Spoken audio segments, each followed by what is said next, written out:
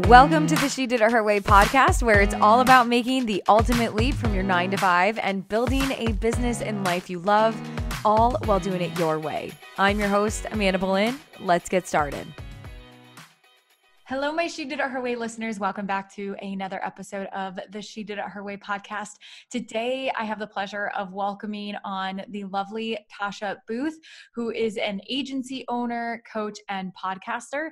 She is the founder and CEO of the Launch Guild, a course launch support and digital marketing implementation agency supporting established coaches and course creators with course and podcast launches, operations, and systems management and content management and repurposing. Her team is over 20 members strong and works together to support their clients in being able to focus back onto their zone of genius. Additionally, she mentors virtual support pros, VAs, and OBMs who are passionate and ready to grow their business while living life on their term, and is the host of the How She Did That podcast, a podcast for virtual assistants, online business managers, and project managers to learn business and tech tips. Tasha is an Air Force wife to her husband, Scott, stepmom to Grace and Meredith, and work from home dog mom to Stanley and Boomer, which I'm going to be asking you. Tell us more about your dogs. And then in Tasha's spare time, she watches true crime TV, sings karaoke, and tends to her organic vegetable garden. Tasha, welcome to the She Did It Her Way podcast. It's so good to have you. Thanks for having me. I'm so excited to talk to you. Yeah, well, you have such a colorful background of like all the things that you're doing, all the things that you're helping people with. You've got so many amazing things that I want to unpack about your journey. Tell us in your own words what it is that you do today, and then let's unpack your journey and take us all the way, how many ever years it was ago that inspired you to start the business that you currently have today. Yeah. So currently I actually think of my business as like two sides of my business. So I've got the agency side, and we do full service launch support for established coaches and course creators. And that's podcast launches, that's course launches, membership launches, all kinds of launches. And then on the other side, I have 3 different programs where I support VAs, OBMs, and project managers on starting, growing, and scaling their businesses. So that's kind of where we're at now. Definitely was not the beginning of the journey. Yeah. So tell us, what was the beginning of the journey and how did you get inspired to even start your business, and what did it look like then? Yeah, so I think I've always had an entrepreneurial spirit. I was definitely the kid that would go door to door selling like candy and, little things like that. My degree is actually in musical theater, so do not at all have a background in anything that goes with business or anything. But I did musical theater professionally for 12 years. Wow. And then finally just decided that I wanted some more stability in life. There's kind of that feast or famine kind of thing that happens with musical theater. And I just wanted a little bit more stability. So I ended up being the health and well-being director for 2 YMCAs in Tucson, Arizona, where we used to live. And loved my job and hated the pay. So, just like with any nonprofit, like there's definitely a cap and a ceiling to how much you're going to get paid. And there is definitely a need for just, people that are going to be workhorses basically, and I got tired of that. And kind of being expected to be all and do all and know that my paycheck was never going to get bigger. And I had some and continues to have some goals of being debt free and, and really accumulating wealth in a way that gives back to people and communities and everything. And I knew that wasn't going to happen if I continued just working my 9 to 5. So I started off as a blogger and had a hobby blog and was loving that, and saw a need in a lot of the blogging communities, the Facebook communities that I was in for bloggers, for virtual assistants, and kind of just decided on a whim to try it out, see how I felt about it and everything. And from there, I built my business to the point of where I was able to leave my full-time job in 8 months after starting it. Oh my gosh. I was making more in my side hustle, basically what it was back then, than I was in my full-time job. And when was this? What year? This was late 2017, early 2018. Nice. Oh, that's amazing. Yeah. And I do have to ask really quick, what was one of your favorite musicals that you performed in? Yeah, so my two top favorites was I was in the international tour of Hairspray for 3 years. Oh my So that gosh. was super fun. I got to see so much of the country and of the world on that tour. And then Aida is my favorite role ever. So that will be forever my favorite. Wow, that's incredible and amazing. That is really cool. That's really cool. Okay, so then you're working at the YMCA, Mhm. and then you started a blog and you started poking around and you found this thing called VA for virtual assistant, and you were able to replace your corporate income and quit your job in 8 months. Yes. Yeah. It was pretty crazy. And thankfully my husband is like totally game for any of my, craziness. Because he was actually deployed when I decided that I wanted to quit my job. So that was an interesting conversation. He like video chatted me one day and I was like, so let's chat about this. Like let's talk about me quitting my job. And he was all for it. And he was just like, you the proof is in the pudding basically, like, and I've been doing the work and he knows that like once I decide Mm. to do something, I'm going to fully see it out. And so he wasn't worried and I wasn't worried and we kind of just went for it. That's that's really cool. And I definitely want to get to the point where where we're at in your timeline now to what you're doing today, but I do want to spend a moment and kind of unpack that, one with the conversation with your spouse, but two, the talk to us about what it was like working at the YMCA, working your full-time job, while also getting clients, validating that there's a need for the service that you're offering. If you could tell us a little bit about that, because I know for a lot of my listeners, they're in that transitional and pivotal point where they're like, okay, if I can only get started, and Mhm. then I know that a legitimate fear is, okay, if I start doing this, how do I actually manage a 9 to 5 with building up my business on the side? Yeah, it was definitely an intense 8 months while I was doing both. And I think one of the things that I had to come to grips with was that the business that I wanted and the vision that I saw for my business in the future was not going to be sustainable for me right now while I was still in my 9 to 5. So I just had to kind of like honor that and be okay with the fact that like I knew where I was headed, but where I was headed wasn't where I could be right then and there, Mm. because I couldn't take on the number of clients and I couldn't have the income that I saw possible in my business for when I was in it full time. So I tell my students all the time, like, you can have a vision for the future, but you also just need to be grateful for where you are right now and be okay with the fact that like maybe right now it means you take on 2 clients, and that's the max for you so that you can still live life and like enjoy time with your family and enjoy downtime and everything, so that you don't burn out. Because that's what I see a lot of times with entrepreneurs who are doing both at the same time, who are in their 9 to 5 and also building their businesses.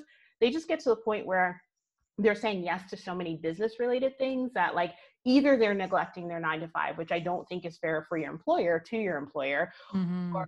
they're just burned out, they're working all the time and that's not fun either. That's not a good place to be in. So I think definitely honoring that place and knowing that like, you have a dream for the future, and then also being really like intentional about what you're going to do when you hit that pivot point, like having a Mm. plan before you get to that pivot point. Because I know a lot of people like either they haven't been saving up, in order to leave their job, and then they're like, oh crap, I can't, I can't leave my job because I Yes. don't have the income, or they get to that point and there's fear there, which is totally valid, that there's going to be a fear because it's that point where you have to jump or you have to stay where you are, And so if you have a plan already, if you've talked it through with yourself, with your spouse, with your family, and already know, okay, once I get to this dollar amount, or once I've had this consistent revenue, or once we have this amount in the bank, whatever your pivot point is, then just like having a plan for that, then it's easier to, let go and just jump. And definitely for me, it was like, I can't be true and fair to both my business and my 9 to 5 anymore without Mhm. deciding or choosing one or the other. And when I got to Yeah. that point, I was like, okay, I'm ready to go. Yeah. That I love the pivot point too. And I love what you said about you have a dream and a vision for the future, and you have that for the future. And even though it doesn't necessarily look the way that you want it to look now, they can be different. And that is so important too, because if you look, and what I always encourage students and listeners is to think about what you had said. What is that pivot point in terms of how much money do you want to have saved? Do you know how much money you're bringing in now? And do you know how much money that goes out, so that when you set these goals, when the opportunity comes, you can be as confident as possible. You still might be scared and fearful, but you can be confident that you're making that next move. And for you, it's, if you can get 2 clients while you're working full time, you've validated that there's a need for your business, and you can spend periods of your life, or like a periods of month, servicing those clients to get even more intimately familiar with some of their pains and troubles, so that when you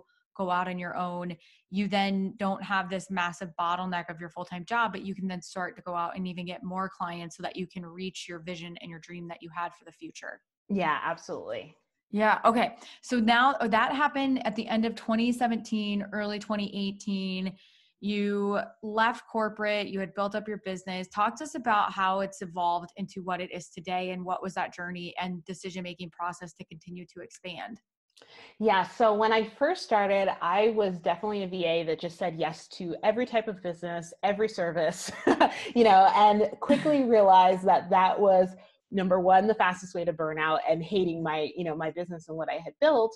And number two, that wasn't scalable at all. That it wasn't a way that like I could make more or increase the capacity or anything like that. So after probably month 10 of my business, I started really niching down and figuring out, what am I amazing at, and what are people coming to me for, and what do I love, right? And so in the center of that is basically the services that I decided to really lean in on. And that was that course launch support, really supporting, course launchers or course creators and coaches as well. And that's when I started building a team, because one of the things that I found was that coaches and course creators are awesome because they are constantly building new things.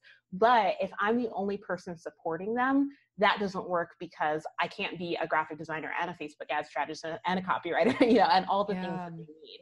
So really, I thought about, okay, what is the pain point here, right? And the pain point was they needed a lot of different service providers, and being able to hire those people and vet those people time after time took a lot of time, took a lot of trial and error. So what if like my company could be that kind of launch support in a box for them, and have all those people that are experts in each one of those things, and then they could just hire us as a team. We're already a cohesive unit. So that's how the Launch Guild part of it started, in that I saw the need of my clients and like what they were looking for, and just basically filled that need.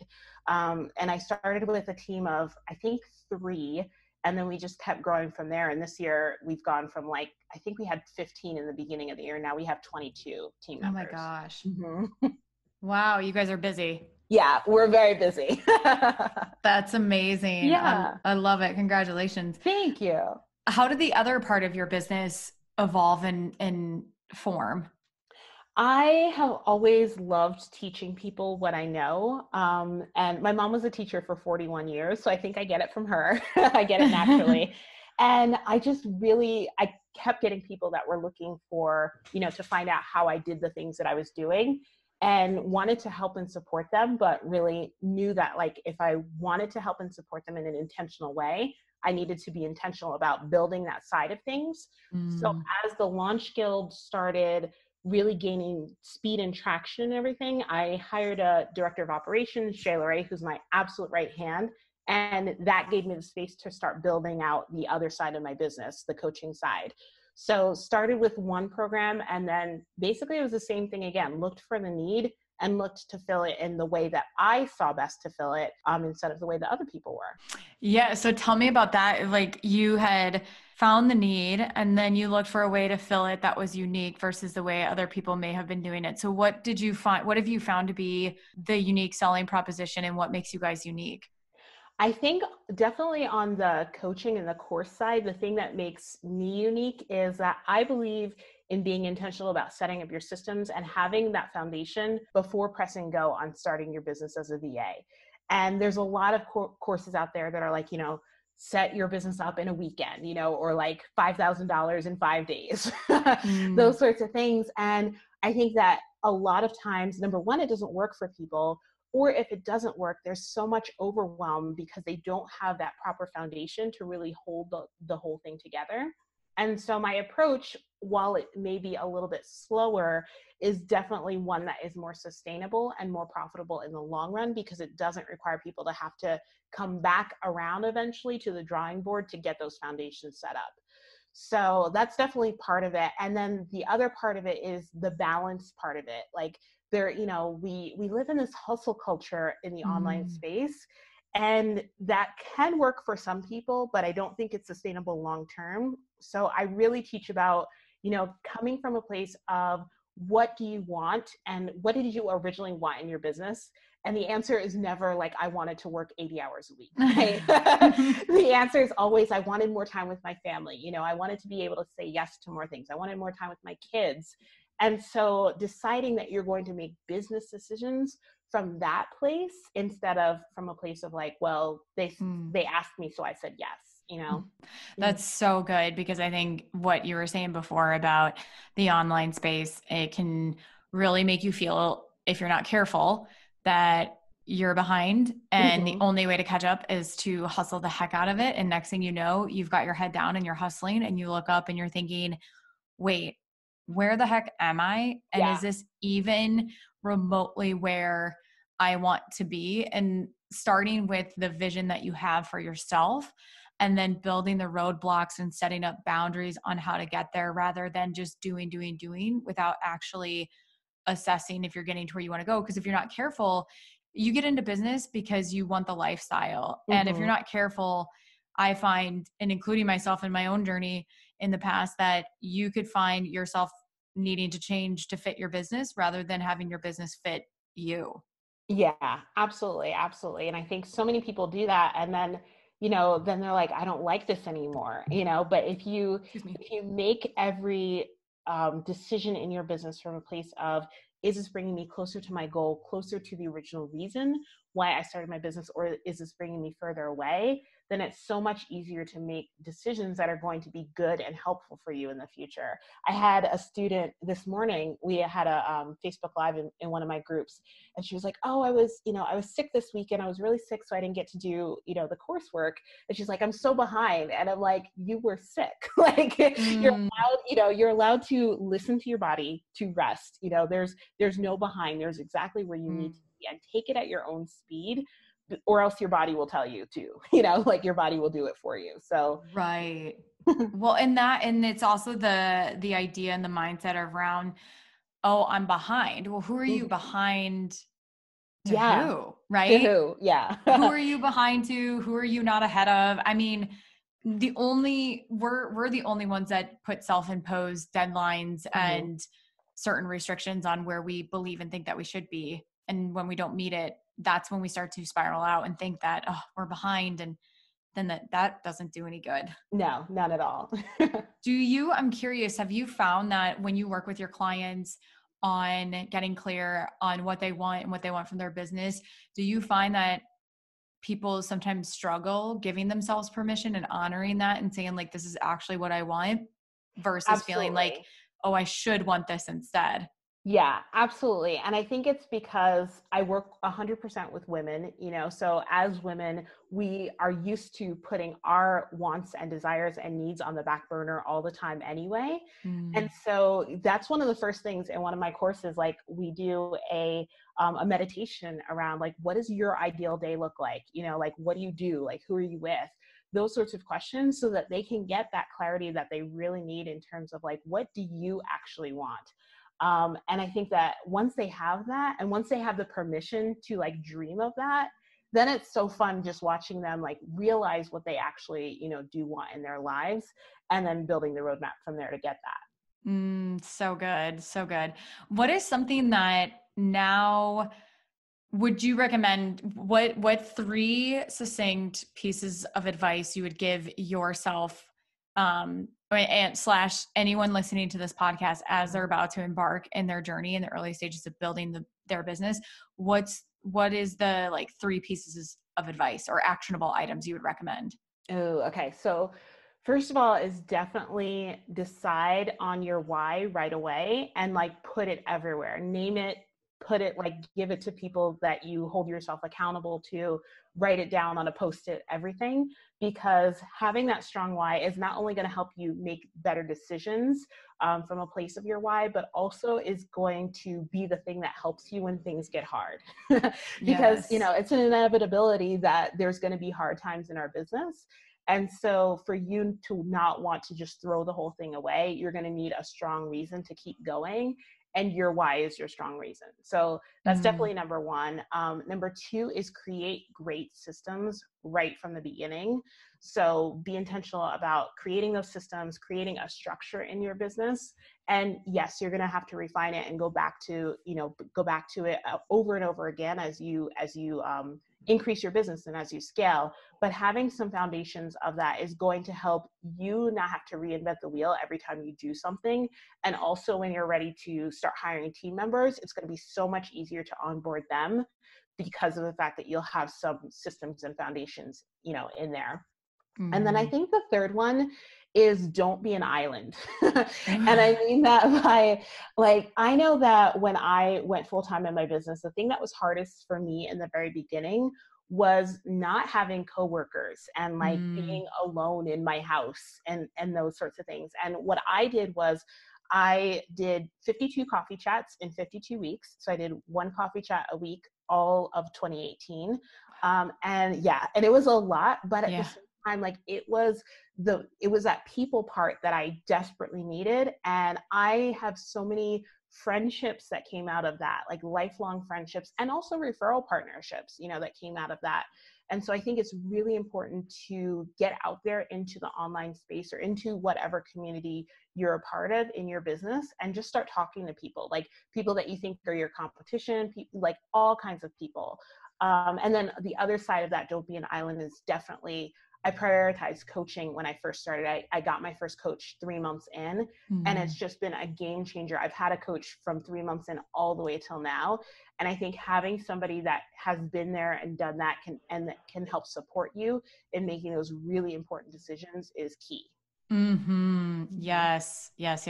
Always that I just did a solo cast on it, that once you figure out exactly what it is that you want to do, find a course or find a coaching program that's going to support you, of someone who's already gone before you and they've done what you want to do. Because even though it might look like a massive investment, it really is one of the best investments you can make, because you won't be spinning your wheels. You won't be spiraling out energetically and with your thoughts, and you'll actually create traction. Because oftentimes we know what we want to do, but we don't know how to get started. And if you plug yourself into a program or you take a course, it actually tells you exactly what to be doing. And I love that. That's incredible that you did 52 coffee chats. Yes. Yeah, that is wild. I give you mad props for that. And I think that also too, now given the state of 2020, that's really transitioned a lot of people a lot. Like you and I have known what it's like to be online, but I think also do co-working dates. Like if you find that you've got a few other friends who are also building their business, ask them if they want to hop on Zoom for 2 hours every Monday from 5 to 7 to keep each other accountable and to make sure that you're getting your work done. It's so important to be connected. Yeah, I love co-working. I do it probably at least 3 times a month, I would say. And I just get so much done, and having other people on there to hold you accountable, totally worth it. Yeah. Well, I'm curious. I'm going to be kind of jumping around here, just in terms of questions. Like, talk to us about a time when, things didn't necessarily go well in your business and you, for lack of a better phrase, hit rock bottom. And rock bottom could mean, it could be a different meaning to you than someone else, but just a time where you can tell a story around how being an online business owner or business owner in general isn't always about rainbows and butterflies. It's full of highs and lows. Yes. Because it's not totally just like passive income coming in overnight and you just sleep and it's like, oh, that's great. No, there's so much more to be shared with that. And I think it's important to talk about those experiences and to help normalize them. Yeah, I definitely think it was probably a little over a year ago that we had like a string of really great months, and like the income, kept increasing and kept increasing.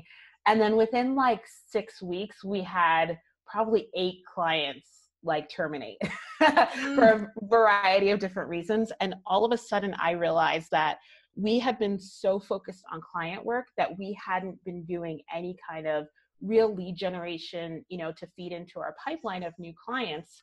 And so I think my income probably went like diced in half in the matter of 6 weeks. And, I had a team and I had all these people like counting on me, like, even though they were contractors, like I still felt responsible for them and everything.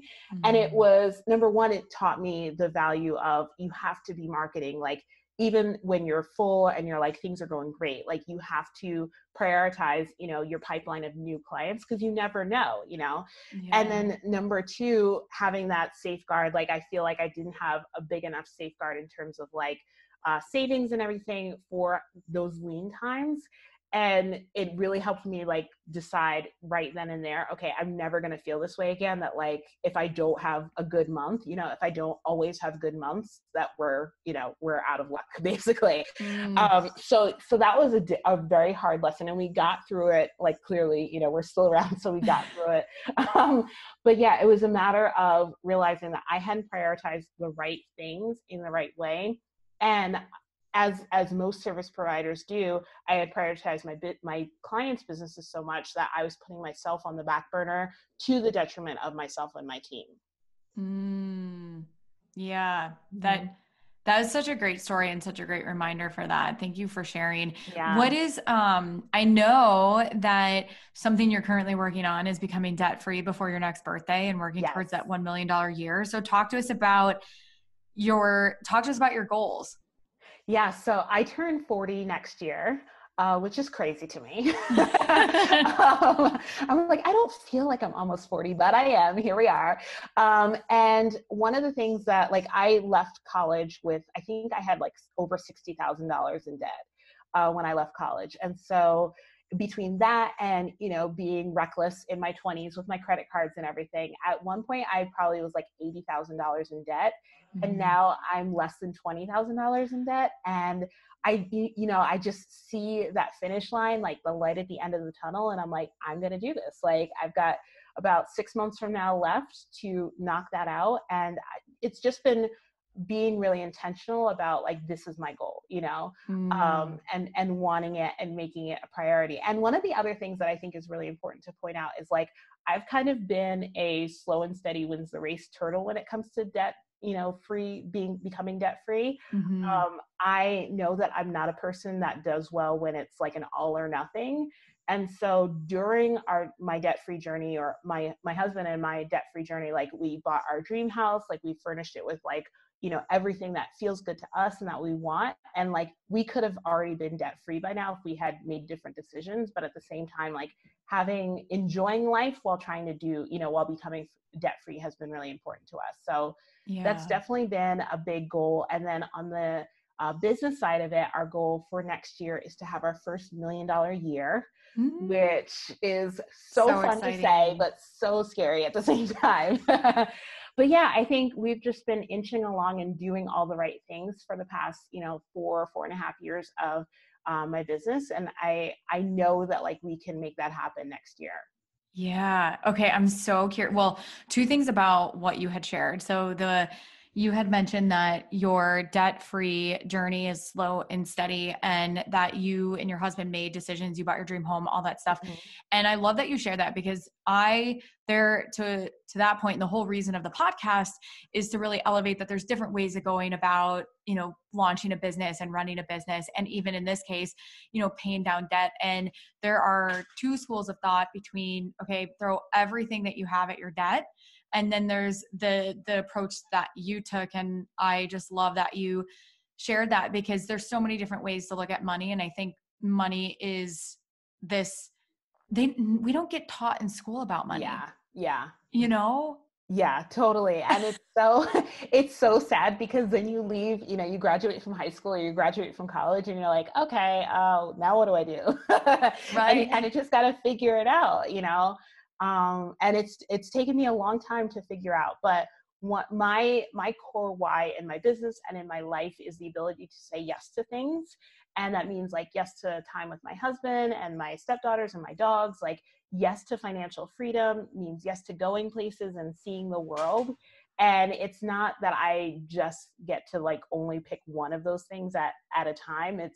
I truly believe that I can say yes to all of those things and still have an awesome life.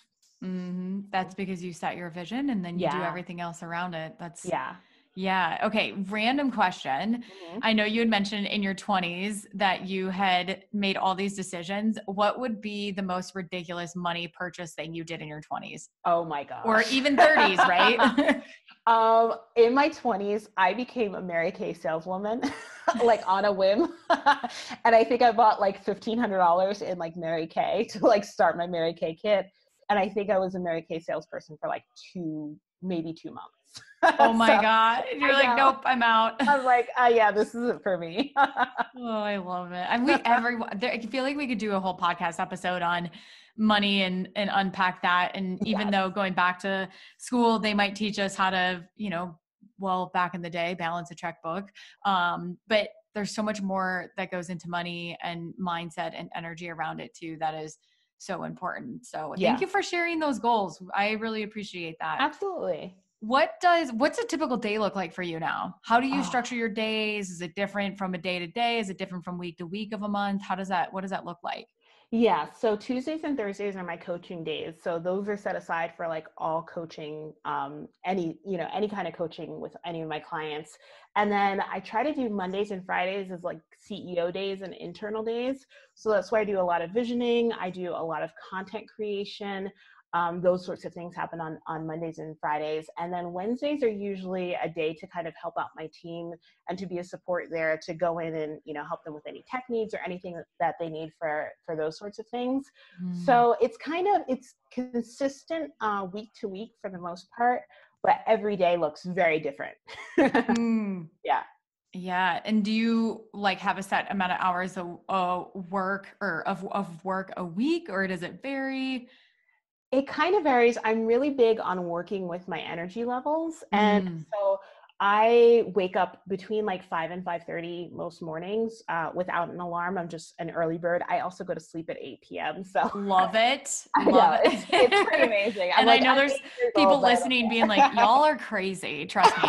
My friends will be like, yep. And it's 10 p.m. on a Saturday and Amanda's ready to go to sleep. And I'm like, yep. Like family holidays, I'm always sneaking away to go to bed at 9:30, 10. And I'm like, I hope they don't notice that I've just did an Irish duck out at family. And I'm God. Yeah. Totally. So I don't really have a morning routine other than like I have coffee with my husband, and then usually I work for a couple hours at least, like right when I wake up, just because my energy is really high and my focus is really high in the morning. I also have adult ADD, so like I have to do stuff when I'm focused, like right then when I'm focused, or else it's gone. And so then I usually spend a couple hours working. I take a 60 to 90 minute nap in the middle of the day, like every day. Yeah. And then usually I'll do a few more hours, like in the either late afternoon or early evening.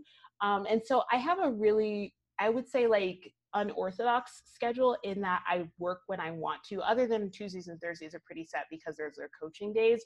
But, I'll usually put a couple of hours in while watching TV, like on the weekends and stuff, just because it's stuff that I want to do. So I'm really big about just, what feels good, when does it feel good, and what should I be working on. I love that you noted that you work with your energy, and for women, it's so different. And I was listening to a podcast a few years ago, and that it really struck me when they said that men and women are very different in terms of cycles. Obviously, men operate on a daily cycle, where women, we have our menstrual cycle, and we operate like 28 to, I think it's 32 or 35 days. And so where a man might have a high and a low throughout the day, that high and low for us in terms of energy is like on a 28-day cycle, which is such a game changer. I think when you start learning those things and then looking at your schedule and looking at the 4 cycles a woman's body goes through, and you can really I can tell that leading up to when I'm going to get my period, I go inward,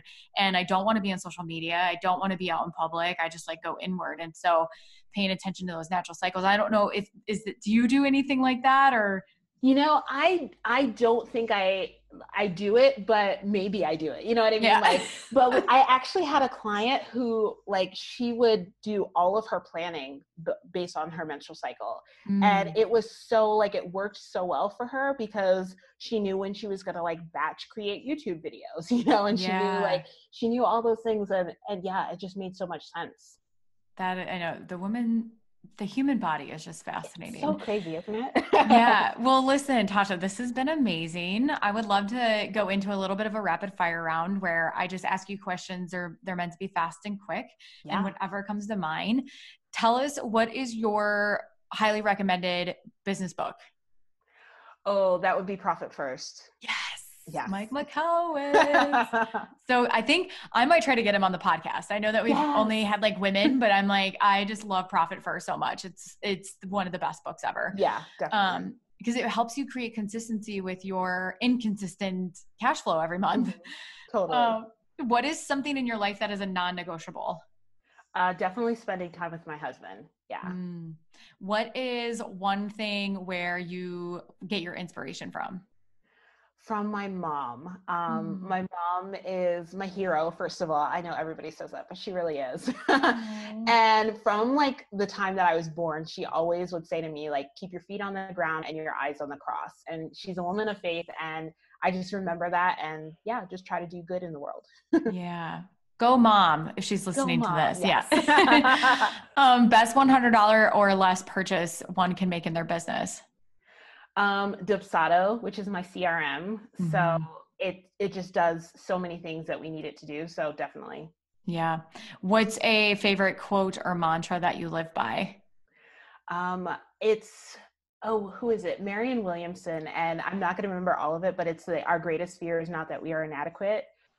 It is that we are powerful beyond measure. And then it's a whole big thing. Go look it up because it's amazing. Everybody should listen or read it. But I know exactly what quote you're talking about. It is, even when you started saying that, I started getting chills. I'm like, it truly is, because once we remove all of the constructs that we've been conditioned since we were young, and recognizing that we have the power within us to create, do, be anything that we want, it's pretty insane and epic. Tasha, this has been amazing. Thank you so much for your time and energy today. I really appreciate it. And can you share with my listeners where they can connect with you and learn more about your services and offerings? Absolutely. And thank you so much for having me. So I have two websites. One is thelaunchskill.com and the other one is tashabooth.com. And I am everywhere on social, but I hang out on Instagram a lot at the Tasha Booth. Amazing. Thank you so much, Tasha. And we'll go ahead and put all of that in our show notes as well. So if you guys are listening, you can head to shediditherway.com to get all of that, or you can check it out on iTunes to get the description. So until next time, keep doing it your way. If you enjoyed today's podcast episode, you can head on over to shediditherwaypodcast.com, where you can access the entire vault of She Did It Her Way podcast episodes and more information all about how to make the ultimate leap from your 9-to-5. And if you enjoyed today's episode, I would be so grateful if you headed on over to iTunes and left a review letting me know what you love about the She Did It Her Way podcast. Until next time, keep doing it your way.